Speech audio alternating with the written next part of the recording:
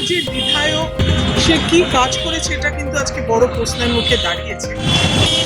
সবার একই কথা যে আমরা তো ভোটটা দিই, ভোটটা দেওয়ার সময় সবাই বলে কাজ করতে তাহলে কিন্তু কাজ হয়।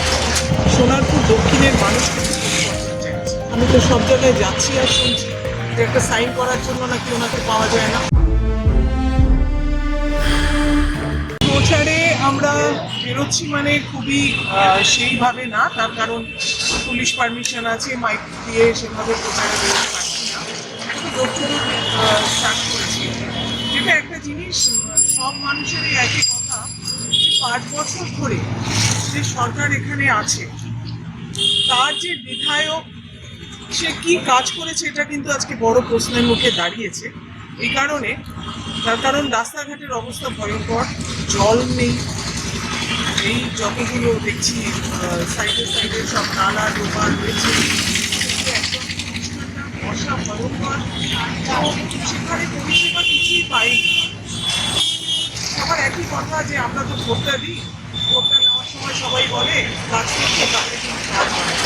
তাই জাতীয় কংগ্রেসের পক্ষ থেকে আমাদের এইবার একটাই কথা যে দুবার তো দেখছেন আপনারা লাস্ট 3বার ধরে যে আমরা বারবার একটা সরকারকে জিতিয়ে তাকে নিয়ে আসছি, কিন্তু পরিষেবা কিছুই পাচ্ছি না। পরিষেবা পাওয়ার জন্য এবং মানুষের পাশে থাকার জন্য কিন্তু আজকে জাতীয় কংগ্রেস 294টা সিটেই কিন্তু আমরা প্রার্থী দিয়েছি শুভঙ্কর সরকারের বিরুদ্ধে। তো আমাদের ভীষণভাবে মানুষের কাছে একই আছে যে আপনারা একটা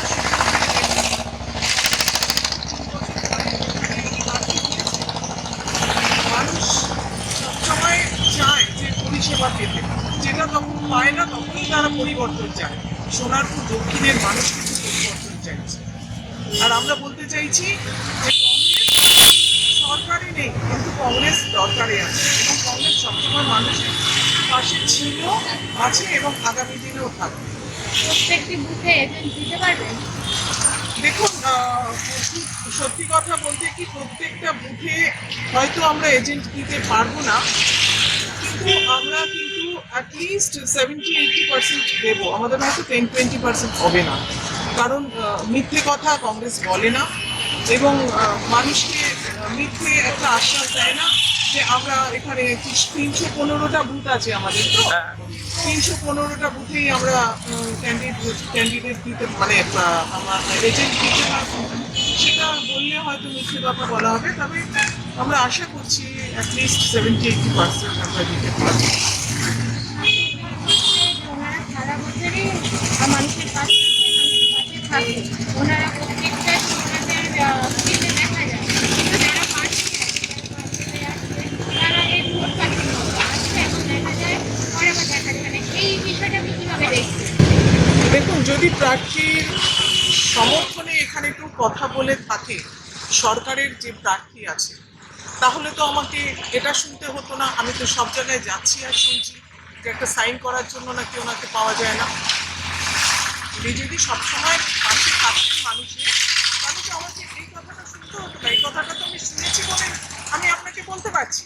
আমি তো এখানে 3-4 দিন হলো এখানে পা রেখেছি, আমি তার মধ্যে তো এই কথাটা শুনছি যে একটা সাইনের জন্য আমরা বিধায়ককে খুঁজে পাই না।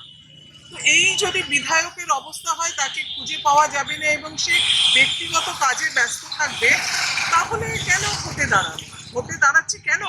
মানুষের জন্য, মানুষের পাশে দাঁড়াবো এবং মানুষের সুবিধে অসুবিধে আমরা দেখবো। যদি মানুষের সুবিধে অসুবিধে না দেখে আমরা ব্যক্তিগত স্বার্থে নিজেদেরকে সবসময় ব্যস্ত রাখি, তাহলে আমার এখানে দাঁড়াবার দরকার কি? এখানে কেন, কোনো সিটেই আমার দাঁড়াবার দরকার কি? মানুষের কাছে কি বলে ভোট চাইবেন? মানুষের কাছে ভোট চাইবো এই বলে যে কেন্দ্রীয় সরকার এবং রাজ্য সরকারের দুর্নীতি এরা দেখেছে, সাধারণ মানুষ দেখেছে। টিভির পর্দায় কি করে শাসক দল টাওয়েলে মুড়িয়ে, গেঞ্জিতে মুড়িয়ে টাকা নিয়েছে সেটাও দেখেছে। কি করে আছে দিনের নাম করে কেন্দ্রীয় সরকার 15 লাখ টাকা সবার ব্যাংকে দিয়ে দেবে। এই গ্যাসের মূল্য বৃদ্ধি, সমস্ত পেট্রোল ডিজেল সব কিছু মূল্য বৃদ্ধি, সেটাও মানুষ দেখেছে। এবং সারা ভারতবর্ষ জুড়ে এই যে একটা ধর্মীয় বিভাজন তৈরি হয়েছে, সেটা কেন হচ্ছে সেটাও মানুষ দেখেছে। বাংলার মানুষ প্রতিবাদ করবে।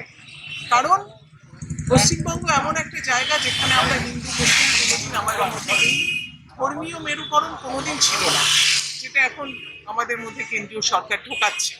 আরএসএস এর দল একটা বিজেপিকে সামনে রেখে বিজেপিকে মদত দিয়ে আমাদের মধ্যে এই ধর্মের নামে একটা বিভাজন তৈরি করছে। তো সেই জায়গাটা কিন্তু পশ্চিমবঙ্গের মানুষ মেনে নেবে।